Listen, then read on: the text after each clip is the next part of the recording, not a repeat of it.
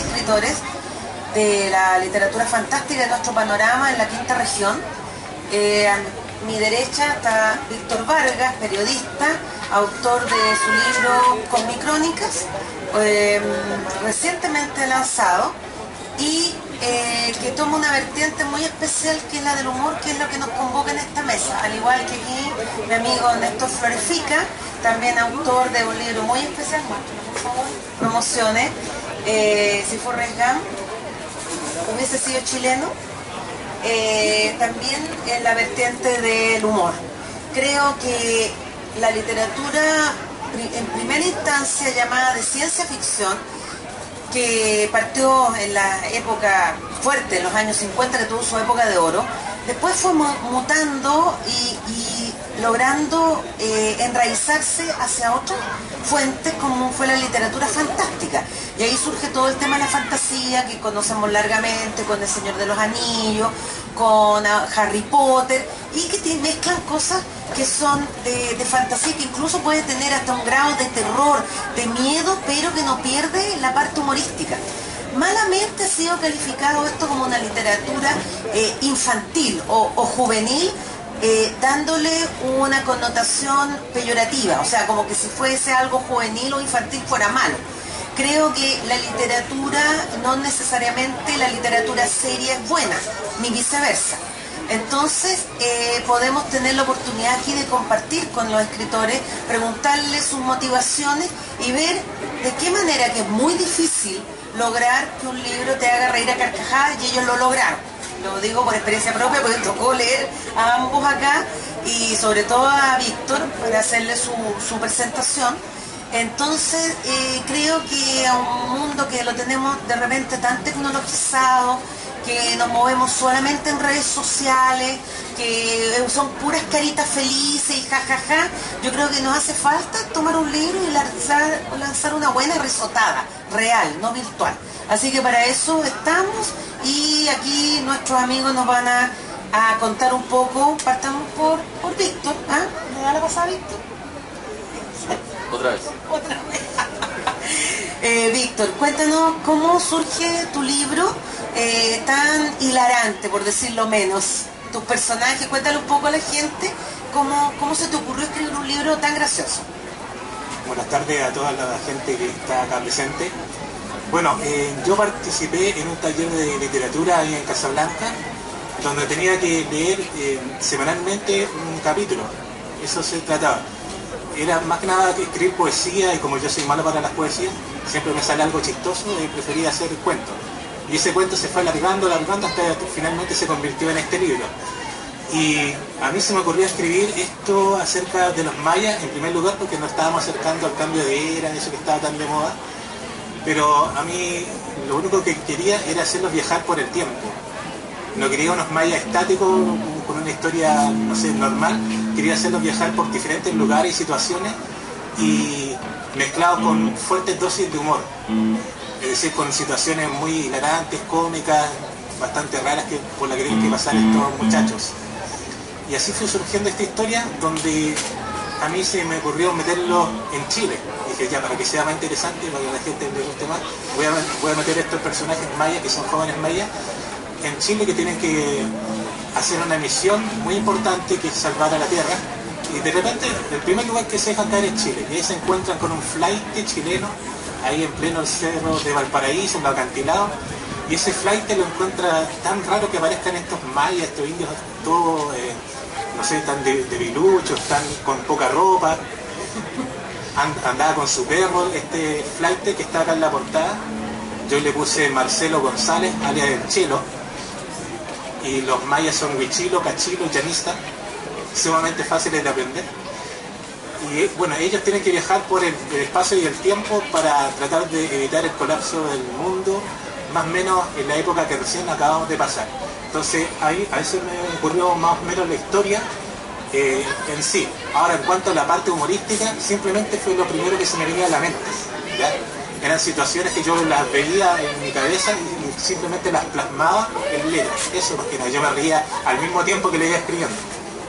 También te causó risa, o sea, si reías tú decías, le puede gustar a otras personas y los vas a reír.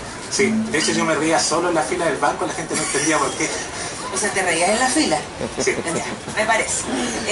Néstor, a diferencia de Víctor, que recrea un personaje, un flaite de cerro porteño, tú tienes la arrogancia, la desfachatez de tomar un ícono norteamericano como es Forrest Gump, hecho por ese odioso actor que me carga, Tom Hanks, no sé por qué no me gusta, debe ser porque es muy norteamericano, y te das el lujo de recrearlo y hacerlo chileno.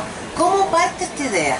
Sí, bueno, la idea de escribir esta novela es previa al momento en que decidí que fuera un Forrest Gump chileno.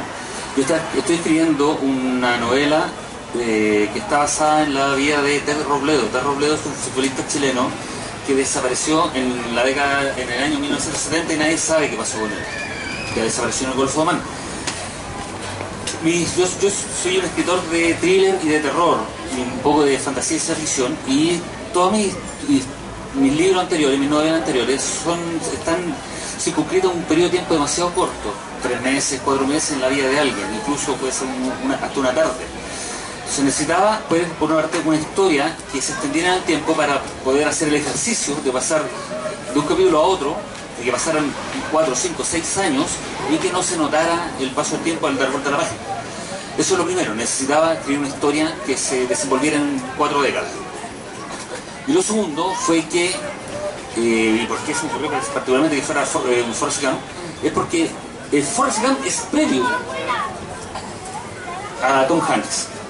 ¿Ya? Sí, Sí. claro. Existe la novela de Forrest Gump que es anterior a la película, y leyendo la novela me di cuenta que el Forrest Gump de la película ya es un Forrest Gump transformado. Es Ya, otro que ya no fue tiene, recreado ya. exactamente, no tiene nada que ver con Ahora, la novela. duda, ¿el Forrest Gump es un personaje real o ficticio? Entonces le respondo con otra pregunta. ¿El Quijote es real? Qué gracioso, ¿eh? No, porque de pronto los personajes pasan a ser tan Pasan a ser, entrañables. sí, sí. O sea, no puede ser real. Hace poco conversaba con alguien que leyó el libro, que me dijo que lo leyó empezó a leerlo con cierto recelo porque odia a Forrest Gump. Ya, sí, yo también lo odio, sí. Pero no lo odian con la maldad del odio de que lo asesinarían, sino que no pueden soportar que venga una escena donde casualmente todo le va a salir bien y no se dé cuenta que es millonario. Ese es el odio que produce Forrest. Bueno, retomo un poco para acotar. Entonces, cuando me di cuenta que el Forrest de Tom Hanks era tan distinto al de Winston Groom, el autor de la novela, me di cuenta que Forrest Gump en rigor no es un personaje, sino que es un estereotipo, es como Drácula. Ya, correcto. Ya había 2 Forrest Gump. Ya, el de la novela escrita y el de la novela llevada al cine. Por ejemplo, el de la novela escrita nunca conoce a Elvis, nunca conoce a Lennon, ya no juega ping-pong, nunca tiene las prótesis en las piernas para aprender a caminar. Entonces son un montón de diferencias, un montón de grandes diferencias, pero sí conoce a Raquel Welch. Tiene le recomiendo la novela Forrest Gump, las dos, la chilena y la americana, porque hay muchas cosas que se van cruzando, son historias, es del mismo estereotipo, no el mismo personaje, que va avanzando por la vida. Hoy no serían trillizos que los separaron. No. ¿Y uno quedó en Chile? Realmente no, porque ya. incluso ahora, no sé si vieron los Grammy, hay un cuarto Forrest Gump. No, por favor. Que es hay una canción llamada Forrest Gump que la cantó un muchacho llamado Frank Ocean. Ya que de hecho le hizo debutar en los Grammy de hace 10 días. Entonces eso me causó mucho placer a mí. Yo era un cuarto, no quería asesinar el estereotipo yo con la novela. Pero la canción es pésima. Yo seguía Twitter, estaba trabajando y en Twitter no vi los Grammy en particular, sino que iba siguiendo por Twitter lo que iba pasando y empiezan a caer tuiteos de que querían asesinar al negro por presentar la canción más mala de la historia. Bueno, por eso se hace famoso también. Claro. Y bueno, después los 2 días siguientes me metía en YouTube a escuchar canciones, que es pésima, es muy mal. Bueno, el punto es que esa es la génesis de por qué escribo la novela, para ratificar que Forrest es un estereotipo. ¿Ya? Ahora, hay otra cosa que tiene que ver ahí. Yo en ese tiempo, mi señora estaba embarazada. Y cuando un escritor quiere llevar un relato a la realidad, que en el fondo es escribirlo, tiene que obsesionarse con la historia. Se me ocurren, no sé, 4 o 5 historias al día y solamente empiezo, desarrollo y termino las quimizaciones. Creo que es lo más justo. No podemos pedirle a un lector que se obsesione con una historia nuestra si nosotros no fuimos capaces de obsesionarnos con la misma cuando la estábamos pariendo. Ya, entonces no quería escribir una historia de terror, una historia de suspenso, porque la obsesión es tan grande a veces, no te digo que no pueda dormir, pero sí uno va soñando con los capítulos. Ya el personaje te va despertando, la historia, van apareciendo cosas que uno no se da cuenta, se van notando. El subconsciente es mucho más sabio que, no sé, porque las 14 horas o 16 horas que estamos despiertos. Entonces se dieron todas esos 3 eventos que me llevaron a escribir una comedia por sobre un libro de terror, uno de suspenso. ¿Y a ti te pasa eso, Víctor, de que los personajes no te dejan dormir, que moran ahí en tus sueños, o te despiertas pensando en ellos? Me pasa todo el tiempo. Bueno, yo siempre sigo escribiendo, ahora estoy escribiendo la segunda parte de este mismo libro, y los personajes se van apareciendo todos los días, apenas uno va conociendo a la gente y dice, oh, esta persona me está recordando a cierto personaje, o esta actitud de esta persona la voy a incluir en un personaje. Entonces, claro, yo vi al Chelo en todas partes, este flight que es el protagonista de mi libro, yo lo veía arriba de las micros, en el estadio. Entonces yo escuchaba todas las conversaciones de ellos y me parecía muy chistoso de ellos, porque ellos como que gozan riéndose. O sea, la gente tiene la mala idea de un flight, de que, no sé, es un ladrón, que a lo mejor no tiene sentimiento, es como la imagen estereotipada. Pero en realidad, si uno lo empieza a prestar oreja, va a encontrar que estos flights se ríen de ellos mismos, molestan a todo el mundo, pero lo pasan bien. Y yo vi en la calle a este personaje y lo plasmé en la historia. Ahora, volviendo a la pregunta, sí, yo a cada rato ando pensando en la misma historia, veo mucho la televisión, series, una de las cosas que yo percibo, la voy plasmando en el libro. O sea, yo me considero un DJ literario. ¿Qué es para ti el humor en general? ¿Cómo definirías tú el humor literario?